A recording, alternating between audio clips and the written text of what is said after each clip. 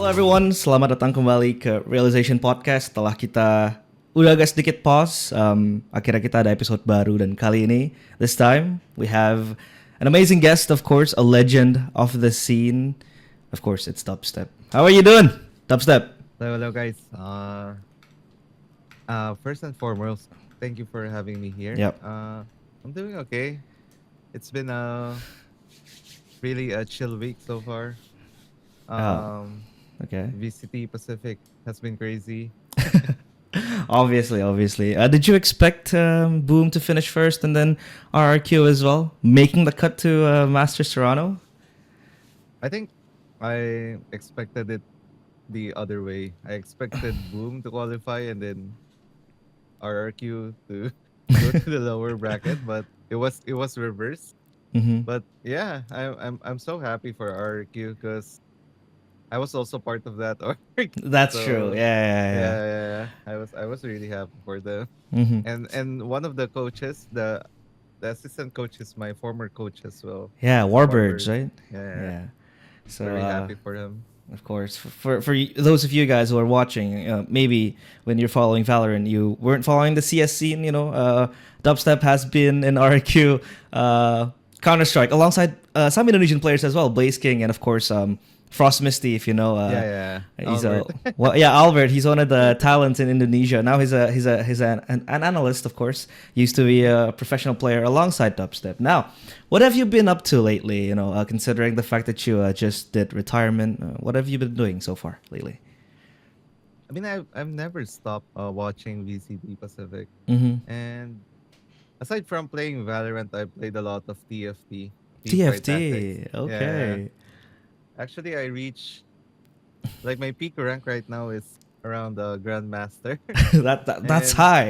That's really high. I thought of going pro on TFT, but Oh, you not did. really. And right now I'm looking for like coaching offers. Like if you saw my Uh huh. Twitter, I posted Yeah. once. I think that was last. Yeah. Okay, so you really considered going pro. I mean, why that I think that's a very interesting approach to your career now. If you want to go pro, why not? Have you been trialing to teams? Have you been joining some tournaments? I think that would be a pretty good idea. Mm, I've been joining some local tournaments, but Uh not huh. really the bigger scale ones, like Okay. smaller local tournaments. And Ah. I really didn't plan on going pro on TFT. I just kind of played the game, and eventually I kind of get the love of the game, and Okay. so far so good. I've it's been going up. Like I've been improving a lot Mm-hmm. individually, but yeah, enough about TFT. We're here to talk Valorant. That's true. I like that. I like that spirit. He still has that Valorant in his heart. Okay, so now of course we all want to know about you as a player. Of Mhm. course, your journey. Can you talk a bit about your journey when you started first playing, competitive games from CS and then entering towards Valorant? uh, I think my first like professional experience was Mm-hmm. from CS. It was Oh, from CS:GO. okay. Um, I think CS in general, it's like it's like the foundation of FPS. Like I do agree. whenever you say CS, like everyone knows this game. It's it's like the father of all FPS games. Uh Like huh. if you know CS, surely Yeah. you would know how to play most of the FPS titles, right? Mm-hmm. Because I can say for sure, like my experience towards Valorant, it all came from CS. Like Yeah. honestly speaking, if I did not play CS, I think I wouldn't play the Valorant I was supposed to play back. Hmm. Okay. Okay. So So. yeah, Yeah. my experience, everything came from CS. It was from 2016, Oh. Okay. I believe. Yeah, up Mm-hmm. until Valorant came out, I quit CS on the year Valorant came out, and Mm-hmm. yeah, here we are now. So you quit CS. What's the reason for you quitting CS? Did you know and understood that the scene is dying, or did you just want to challenge yourself to transition to Valorant? I think it was kind of a both. It Mm-hmm. was the scene was kind of dying, and Valorant Okay. was kind of growing really fast. Yeah, yeah, Like okay. especially for us, Southeast Asians, it's really hard to get like exposure in Yeah. terms of FPS titles. Yes. Like the only exposure I saw like Southeast Asian get, it's either from Crossfire or some other, Point yeah. blank. Yeah, Point Blank, yeah, like those two games. It's Yeah. that's the most I've seen in Southeast Asia so far. Mm-hmm. Yeah, I do agree. I mean, Yeah, I go can't on. blame them because like marketing wise, I know it's a lot harder to market Mm-hmm. like see the game game CS in general like Yeah. in this region.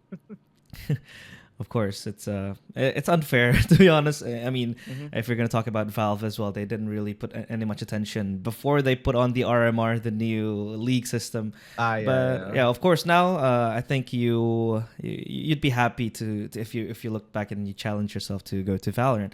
When did you get your first breakthrough in the esports in general? Uh, I think I think it's VCT Champions Berlin Mm. 2021. Like Yeah, yeah, yeah. I've never get I never got any breakthrough on CS, I Ah, think. okay. It's it's always qualify here and there, qualify here Mm. and there. Not really the biggest breakthrough. So for me, VCT Berlin, like VCT Champions Berlin Champions. 2021 was, yeah, that was the break because not only we qualified for this event, it was also the first worlds for Valorant, Yeah, yeah.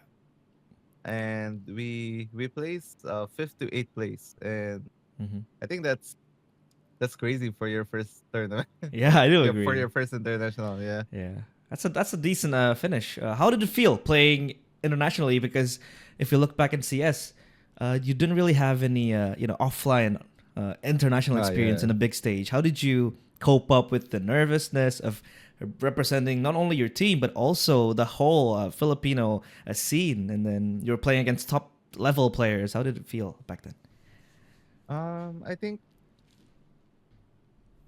I think the biggest thing on competing on that stage is how much you wanted to be there, and Mm-hmm. when you thought about it, the years you've been yearning Yeah, for this moment, for this opportunity, yeah. like you just forget everything. You Mm-hmm. just go there and like um enjoy your time there. You don't think of anything else. Mm-hmm. You just sit on the chair in front of the PC, you play the game you love, and then you live the moment, like the Mm-hmm. moment you've been dreaming for so long. Yeah. It's something like that. Mm-hmm. So yeah, it didn't really get to me like how nervous I am. I mean, Mm-hmm. I was nervous, Yeah. but I didn't really think about it that much. I feel like it's all about embracing what's happening at the moment. Yeah, I do like that because it feels like time flies so fast. Like it was 4 years ago. I casted you obviously in the Indonesian broadcast. We are talking about you playing in AP in Bren back then, and then you were Oh making yeah. it to champions, and now you're retired. So yeah, you're really gonna be grateful of the moments you're given, right? Now, of Yeah. course, a little bit about you again. Your name, Dubstep. Why did you choose Dubstep as your name? Did you have any other options for your nicknames? Why not like Jay or like something else? Why Dubstep? Mm, actually, this is a funny story. Mm-hmm. I had my YouTube like on autoplay, Okay. and back then, like back in 2014 or 15, like we listen to music on YouTube, right? Mm-hmm. We Spotify wasn't really a thing. I mean, it Yeah. was there, but it wasn't that famous. Mm-hmm. So I was listening to YouTube songs, and then randomly I got into this genre called dubstep. Mm-hmm. I was training for CS, like I was aim training for hours. Ah, okay. Oh, I was like on my second hour, I believe. Mm-hmm. So that like the songs were getting unfamiliar. Like it didn't want me to loop back to what I was listening. Okay. So when when I found out like I was listening to a song that I was really unfamiliar with, I Mm-hmm. mean to a music. So so I went to look back at it and I tried to figure out like what the heck was I listening to? So so I tried to find out like what the fuck was the genre. Oh, okay. And I figured out, and I found out it was called dubstep, and I thought I thought that name was pretty cool. And I love the song also. Hmm. I had my dubstep era for a year or two, I believe. Ah, dubstep Yeah. era. Yeah. So That before was when dubstep, what was your name?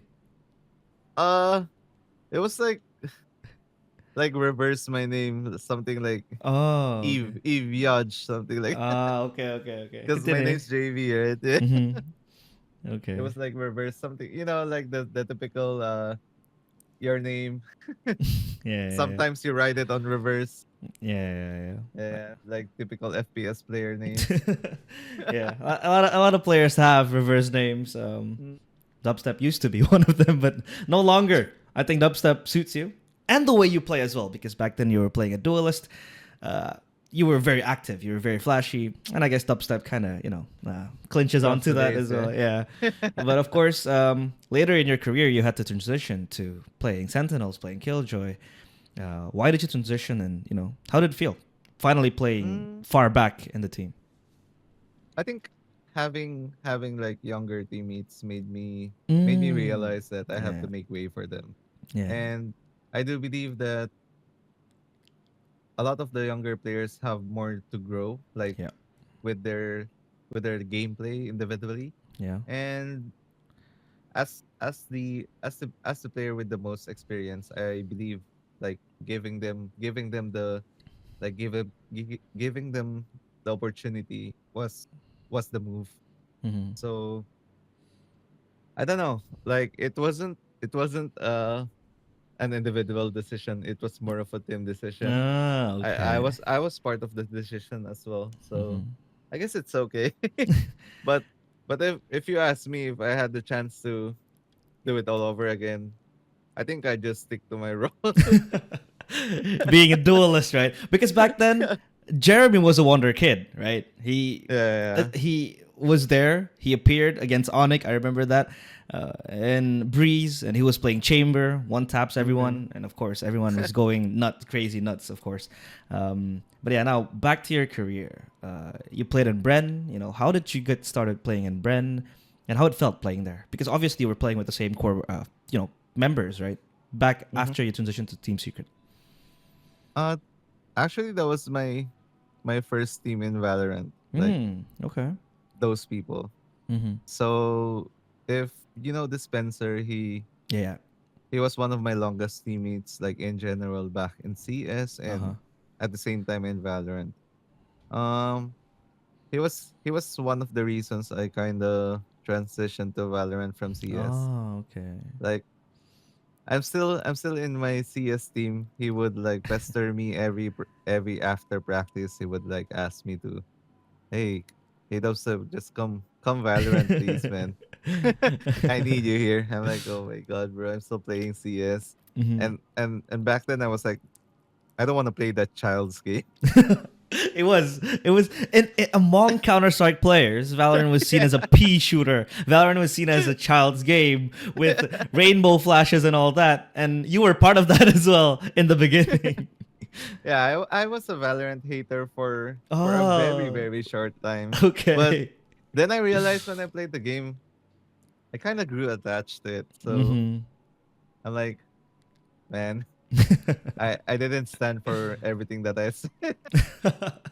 I mean, you gotta try it before judging it, right? And it turns out True, to true, true. be your career.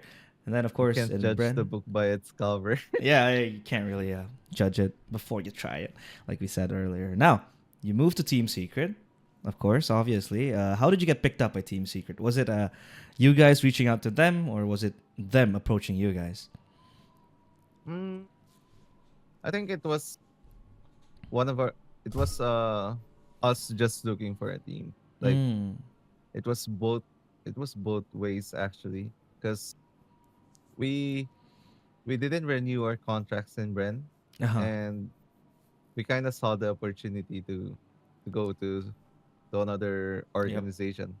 Obviously, it wasn't a local one, Mm-hmm. so we the team thought this is our chance to be part of something bigger, something like that. Yeah. So we all kind of decided to go with Team Secret. Mm-hmm. And yeah, I think the decision was it was good. Like to be able to go to our tournament and represent Team Secret. That was one of the few things that I got I got to check out on my bucket list. Obviously, playing for an international team, a prestigious one at that, Team Secret. You've heard Mhm. of the players that playing for Team Secret, legendary Yeah, players like Pope and other Dota players 2. now. Yeah, we got Dubstep now playing for Team Secret. Used to play for Team Secret. Now, I want to talk a bit about Team Secret. Obviously, Team Secret in VCT Pacific, I wouldn't say you guys weren't really competitive, but it felt like you guys always fell short in trying to qualify for international stages or even finishing top 3 or top 2 or even winning the league. What was the problem that really arose in Team Secret? Was it a mechanical problem or was it like a chemistry problem, or can you explain a bit? Mm, I think I'm not entirely sure, but I think it was kind of a mental problem. Mm, okay. Honestly speaking, it was always either one series away, one Yeah, map yeah, yeah. away. Like for almost 3 years, I think. Like I for almost 3 years after we qualified, it was always like that. Mm-hmm. And this was even before franchise. Like Ah, this was when Order, yeah, Order was in I Southeast remember. Asia. Yeah, yeah, Onyx, yeah. Bleed, Uh-huh. and there was one more team, Sersha. Yeah, yeah, yeah. Sersha, scary. Yeah. Because I won't count Paper Rex because they were like already Mm-hmm. they were always considered qualified already. Yeah, unfair. They're just too strong. Yeah. But yeah, I think ever since then it was always the mental issue. That's why Mm-hmm. when I was in secret I kinda I kinda tried to recommend like a coach that would help us mentally, Mm. like would help us Yeah, just get through the gate, you know. The lock gate we can't even unlock, man. yeah. Yeah, yeah, yeah. It's been always short, but Uh-huh. yeah, I think it's a mental thing. And like watching them now, I think it's still a mental thing. Oh, okay. So until now, you think it's still a mental thing. I mean, this is coming from someone outside the team, but Mm-hmm. Mm-hmm. in my own opinion, I think it's Uh-huh. still a mental thing. Well, I think that is actually a very good conclusion, because when we saw them playing with nothing to lose against Team RQ, they were able to win in unconvincing fashion as well. Excuse me. So that might be the problem. But if we talk about the team, of course, you guys were sticking for so long. Were you open to roster changes that would incline you guys to bring in an import, maybe like a non-Filipino player, or how would you describe it? I'm not sure because I was never part of the decision of the Oh, like okay. roster changes. Mm-hmm. They just asked me like who who who do you think who do you think we can add Mm-hmm. or who do you think we can replace, something like that. And then Okay. I mean the Jeremy and Envy was two players that I got I got to say because they were two they were they were the two people that I got to recommend as well. Uh huh. And I'm not sure about like the other ones that came after me, but Mm-hmm. like in terms of roster changes, I think I was less I was kind of less involved in it. Oh, okay. So it's just recommendations and Yeah, yeah, the like whole they're thing. just asking you like who do you want, but Okay. you don't get like the decision to do that. I think for most esports teams it's something like that Mm-hmm. most of Mm-hmm. the time. Okay. Now that you mention it, one game away, one map away. That's the case. I remember you guys. Was it against Zeta in the LCQ? Playing Yeah. to, I think it was champions or masters. I forgot, but yeah, I It think was both. It was it both. was both. Okay. Yeah. Oh no no no! It was champion. Sorry, because Champions. Yeah, yeah, yeah. only the playoffs were you get like both qualifications, Mm-hmm. which was really ridiculous in my opinion. Yeah, I think it was very very unlucky because nobody expected Zeta to really kick out Team Secret in the grand finals because Zeta themselves were struggling, right? But that is that was the past. Of course, your departure.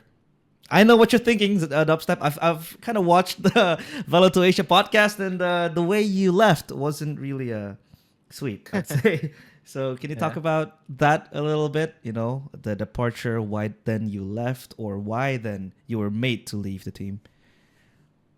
Um, I mean, I've said there it was obviously a surprise, Mm-hmm. and Mm-hmm. I've said there also that I, me and some of my teammates didn't have an idea why it happened.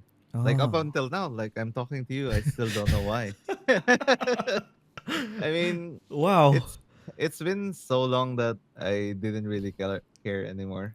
I mean, it Oh, was okay. 2 years ago, Mm-hmm. and I feel like whatever the decision they did, I Mm-hmm. just I just gotta support them because there's still there are still former teammates in that team, and Yeah, there's still people that I genuinely support. obviously. But Mm-hmm. yeah, if if if going out like that would happen to another player, man, I'd feel bad for them. Wow. And to follow up as well, one of your former coaches, Fade or Hawk, he also mentioned that when he left you, it left a sour taste. I'm not trying to pick any bones here, but I'm just trying Yeah. to connect the dots. I mean, it's out. It's out. It's out there, yeah. So yeah, I'm just trying to put two and two together. But yeah, of course, weren't you seeking for answers as to why you were dropped out? uh, I was, because obviously that was actually the first time I got dropped out of a team, Ah, so yikes. I didn't really know how to handle it. Mm-hmm, mm-hmm. So like knowing why would help me a lot because that means I can improve myself on the next Yeah, team, yeah, right? Like, obviously. but but they didn't give me that chance. They didn't even tell me why. So it kind of sucks because Mm-hmm. I had to figure out myself like why. Yeah. But the more I think about it, I'm like I shouldn't care as much because I mean I was still competing. Like after that, I think I Yeah. competed for a couple of months more Mm-hmm. in Oasis. Yeah. And yeah, looking back into it, I feel like I've done my best and Mm-hmm. there was no regrets on that run. So I feel like yeah, I was happy on what I showed anyways, so Yeah. I didn't really think about it really. So yeah, it's it's okay. It's okay. I mean, you left a mark. Obviously, you left a legacy behind. Very, very. I think the Filipino fans would know how much of an impact you made in the FPS scene. Obviously, after you left Team Secret, and after Team Secret, by the way, now that you left Team Secret, or back then when you left Team Secret, you moved to Oasis. Why Oasis? Mm, Actually, I was looking for more franchising offers, Mm-hmm. but I got I got an offer for Oasis for the second time actually. It's the first time Oh, okay. I kind of I kind of told them I was looking for other offers, Mm-hmm. and as much as I wanted to be part of Oasis, I kind of wanted to wait out more if there were more Mm. offers Yeah. like in the future. But in the end, I couldn't wait any longer. I was really itching to play. I was really itching to compete. Mm-hmm. Mm-hmm. And looking at the Oasis members before, I think two of them are already in franchising teams now. Like Yeah. two of my past Oasis teammates, which is Kelly S and Wild Mm-hmm. Oreo, Yeah. currently in Global and Team Secret. Yeah. Yeah. So yeah, I think the move wasn't so bad. I think if we actually stick with our team, I think we could have made Ascension, and who knows, maybe Mm-hmm. we won Ascension. Yeah, still waiting for that dubstep against Team Secret rematch, maybe in VCT Pacific if that happened. that, Uh, that that will be a funny thing if I get back to to Pacific in that regard. Yeah, I'm back, and yeah, it's team secret. But obviously, after all that happened, you had to hang your mouse, you had to retire. Why did you retire? Mm, I guess I don't want to say age is the biggest Mm. factor. Mm-hmm. I guess it's just a matter of I've been doing this for really a long time, not Yeah. as long as the other players, I guess. Mm-hmm. It was for like most more or less 9 years. Mm-hmm. And the fact that I didn't stop between those years, it was like I was constantly competing. Yeah. I kind of get I kind of got tired of it. Burned Like out. the- yeah, yeah, yeah. I Uh-huh. mean not burnout, like tired. Oh, The okay. just the everyday practice, Mm-hmm. the every day you think of the game you're competing with, every day you're trying to improve. Uh-huh. Like I kind of got tired of it. And Mm-hmm. I think the biggest thing was it was the almost qualification, like the almost qualification moments. I think that was the most tiring thing. Like every year I had to I had to live I had to live over that over and over again. Yeah, yeah. That must really, really hurt, right? I mean, there's no one to blame but us. But Yeah. but yeah, it kind of gets tiring after that, Mm-hmm. like trying to recover from it. Yeah. So I decided that I think I've done enough. I'm happy with what I've achieved, Mm-hmm. but I wouldn't say I'm satisfied. I Uh, still wanted to lift like at least one international trophy. mm-hmm. But who knows, man? Maybe I get a chance to do that as a coach. Yeah. So Yeah, no regrets, right? No regrets after yeah, retirement. no regrets, No no regrets for regrets. sure. Yeah, that's a very, very amazing overview of the game. And now, of course, your plans after retirement. You said it. You posted that LFT in Twitter or X. You said that you were looking for a team to coach.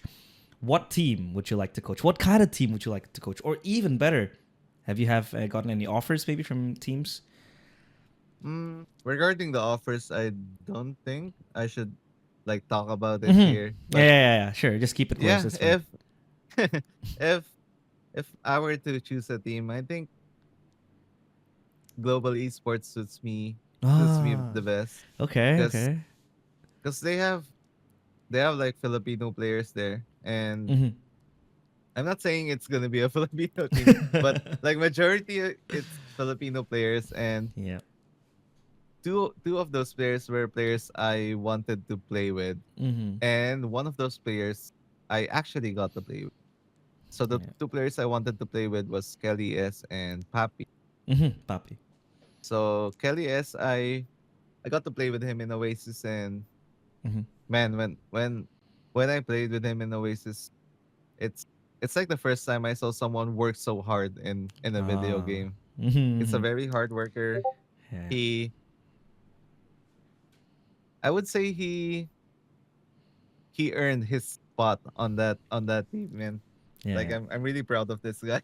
Yeah. So yeah, I think working on that team, it would probably be the best for me Mm-hmm. because first and foremost, I believe Kelly S is IGLing on global, and I've known that I've known that guy, and I know how he works like in a Mm-hmm. competitive environment, like mentally and physically wise. Yeah. So yeah, I think because I think coaching isn't only strategies and analytics. Mm-hmm.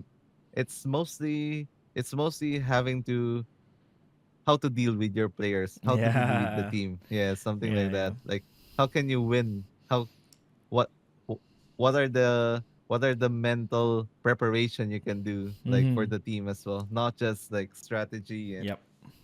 all those technical stuff. That's true. Man management is actually important because there's a lot of Yeah. head coaches that are very smart, intelligent, but they can't really manage their players. Yeah, it Mhm. all goes to waste then. If you were to become a coach, though, what kind of coach would you like to become? Would you become an assertive one? Would you become a friendly one? Or would you be very ruthless in your approaches? Knowing my personality, I Uh-huh. think I would be a vibe coach kind of coach. Vibe. Okay. Yeah. Yeah. I would make jokes every now and then, but when I sit on the desk, maybe that's when the game really starts. I Ah. actually don't know like how I would turn out because I feel like when it's game time and I sit on the chair and Mm-hmm. I know like it's it's it's it's gaming time, Mm-hmm. I just lock in, you know. So I don't know. Ah. I don't know if I would be more cheerful if I sit on the coaching desk. But I believe that I would be a coach that would be more of a reminding the players like Mm-hmm. how how they're doing, like Yeah. checking their like their habits in game. And if they're not Mm. getting kills, like I have to cheer them up, something like that. Like I'll tell them that, oh, don't look at the scoreboard. It's it's fake. It's fake. Something like that. So I feel like KD. I would be more of a supporting type of coach. Mm-hmm. Okay. Like I would focus more on the players rather on the strategy, because I believe the IGL knows more than the coaches. Like Ah. they would be a lot more smarter in the situation than the coaches. That's what I believe, at least. Yeah. I like that approach. Obviously, we're gonna keep our eyes peeled. In the upcoming months, maybe you'll be announced coaching a Pacific team or Hopefully, man. maybe Hopefully, man. Challenger team. Yeah, we do wish the best team can come calling because they might need your services when you really want to nurture a player like that. Now, of course, back to your point when you said that your retirement was not really due to old age. Now I want to talk a bit about age in esports. Obviously, there are players that are very very senior, like Jesse Vash. Like Vash, of course, he's very very seasoned. He's a seasoned veteran. Yeah. What do you think of age when it comes to esports titles? This sport isn't really welcome. I'd say the fan base at least doesn't really welcome old players. They're always about the young bloods and all that. But what do you think about older players, competing in esports titles, especially Valorant? Well, like, to be honest, I kind of get sick of people Mm-hmm. telling people that they're too old for esports. Like, Yeah. man, no one's too old for esports, man. Mm-hmm. It's either you become too old and your responsibilities kind of stacked up and you lose time to practice, you lose time to grind, Uh-huh. or it's either you're too old to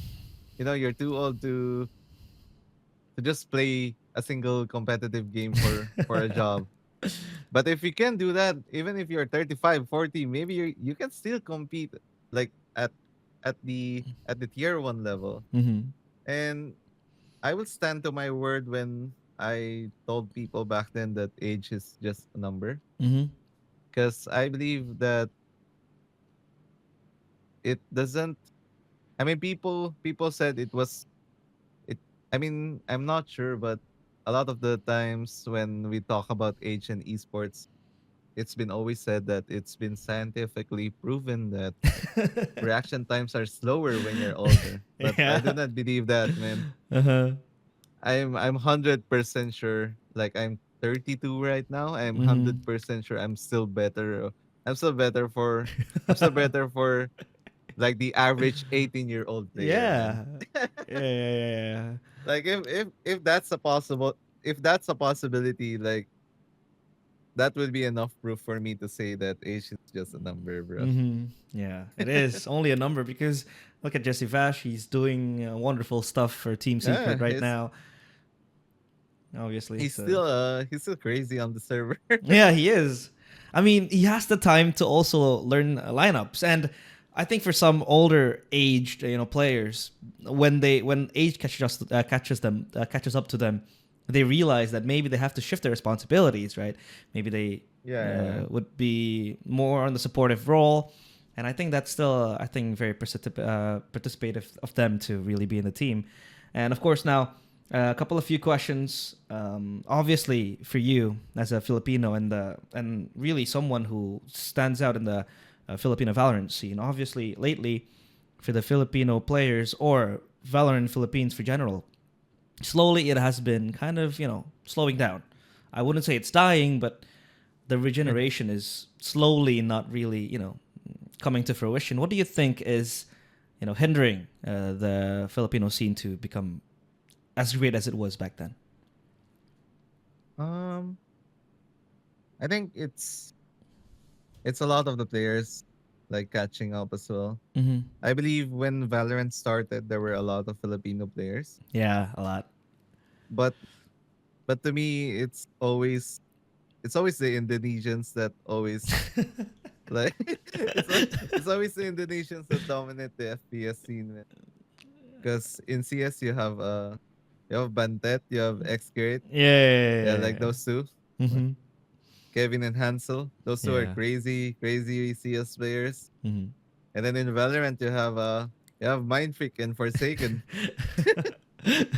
So like for me, I don't know. It kind of sounds bad, but for me, it's more of a who has the largest player pool. Most of the Mm. time Yeah. will have like more success in their country, Mm-hmm. something like that. And for now, because there aren't a lot. I mean, there are a lot of Filipino imports this year, Mm-hmm. like this year in VCT.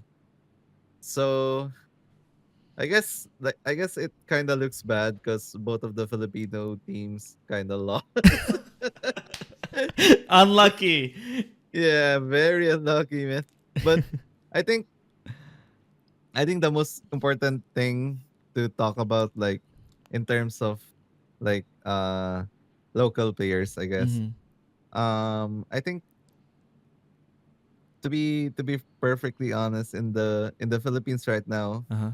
it's either you're in Pacific or you're in Challengers, right? Yeah. And Challengers in general, it's kind of a downer, like Mm-hmm. there's nothing really happening in Yeah, Challengers. that's You true. have to you have to wait until Ascension, then people starts watching. Yeah. I mean, the It's so viewership, sad, man. yeah, is very, very low, and then you don't really have a lot of eyeballs on you. And yeah, it's like always like Ascension, right? yeah, I'm telling you this because it kind of stands it it kind of it kind of stands as a motivation for players. Mm-hmm. Mm-hmm. Like Obviously. they start to grind when something's coming up, right? Like before Ah, yeah, qualifiers yeah. were open. Yeah. Yeah, yeah, So yeah. when a lot of Filipinos are like this, if if they don't see anything that's coming up, they just don't train. They just slack They off, man. chill. Yeah. So you really That's need to wait for something major to happen and then they will grind. Yeah, of course. that's how I see it anyways mhm. for the past few years. Yeah, you gotta really wait till Ascension to really have all the attention on you, right? I mean, back then, last year as well, the Filipino team didn't even make it to the playoffs of Ascension. So, yeah, I think Oh yeah. hopefully that could be a reflection for up and coming PH players because I think there's a lot of breakout stars that are currently doing well. I mean, Envy was one of them, right? When he came to Yeah. Pacific, he made waves. He was one of the best players in Pacific, I'd say, initiator wise. So, yeah. And now, of course, closing in on our podcast, I always ask this to my guests coming over. What is your biggest dream right now, Dubstep? My biggest dream. Yeah, it could be esports wise. It could be in life, anything. Um this would come out a surprise to you, Uh I huh. think. Okay. Actually, it's in the works, but Mm-hmm. I think my biggest dream right now is to be a successful VTuber. VTuber. What? Yeah. What? You wanna wait? Okay, VTuber. So before prior to the podcast being taken, I hovered over your profile, and in the bio it says to like what? Soon to be Like soon, VTuber. soon. Yeah, soon to be. I thought you were trolling, but you want to become a VTuber? Really? I mean, okay, so I wanted to be like a content creator, right? But Yeah. but at the same time, if I'm doing this, might as well do something that I would love. And Ah. yeah, I kind of supported VTubers ever since Mhm. I think 2021, Yeah, like yeah, when yeah. Valorant came out. Mhm. So I've been a fan ever since. Mhm. And I know VTubing in Indonesia is really, really big. It is. It is really Yeah. big. Yeah, yeah, So so yeah, that everything is in works for now, yeah. Mhm. and I still have to announce them. I will announce them when everything's done and dusted. Ah. So it's it's really a surprise because you're the first person I've said this Woo! like publicly. Publicly. Okay. Yeah, I mean it's out in my Twitter, but you will only realize when you read it properly. Okay, so obviously that's breaking news for some of the people out there.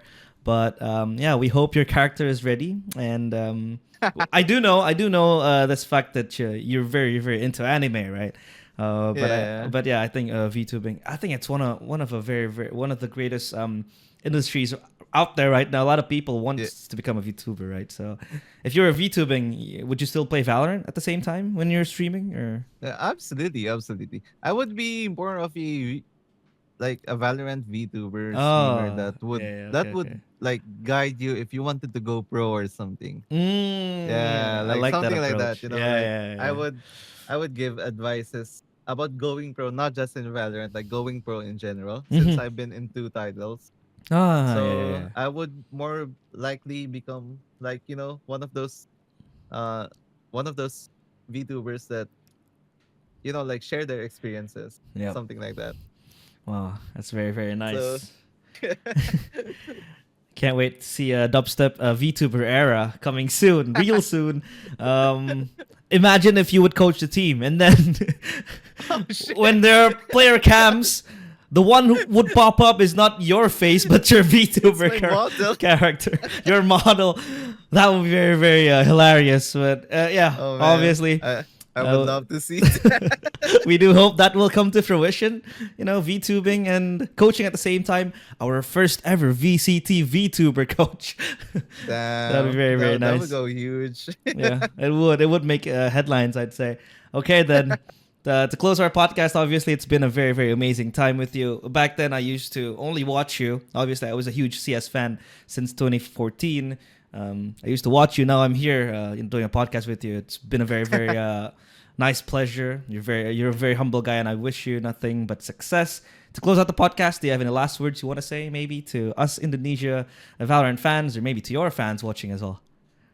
um I would like to thank you for having me here, Mm-hmm. and Thank you. seeing you being grateful for me being here. I would feel the same for you for inviting Thank me you. as well. And I would like to thank everyone, like everyone watching this podcast. Mm-hmm. Like if if you guys are if you guys like supporting Indonesian teams, this is the best time to do it. RRQ is doing it. Viva RRQ. Viva RRQ, ex RRQ player, by the way. So hey. Yeah, I I really am really I'm really proud of those guys, like Mm-hmm. especially because I also know the CEO and the people behind the organization up Yeah. until now. Mm-hmm. Yeah. So yeah, like big shout outs to everyone Mm-hmm. because I think this is the best year for Indonesian fans, Ooh. especially Boomy Sports. They're still there. Yeah. Paper X, they're still there. And yeah, more importantly, our first team in Pacific is Mm-hmm. an Indonesian team. Yeah. It's crazy, man. Mm-hmm. Would have So thought. yeah, I think that's everything. Yep. Okay. So obviously that's it for this podcast. Thank you so much once again, Dubstep, for being here and coming here and replying to my Twitter DM as well. So yeah, your being here really means a lot to me and Thank you, to man. this small podcast as well. Of course, we'll see you in the next episode of Realization. But until then, it's bye for now. Bye bye.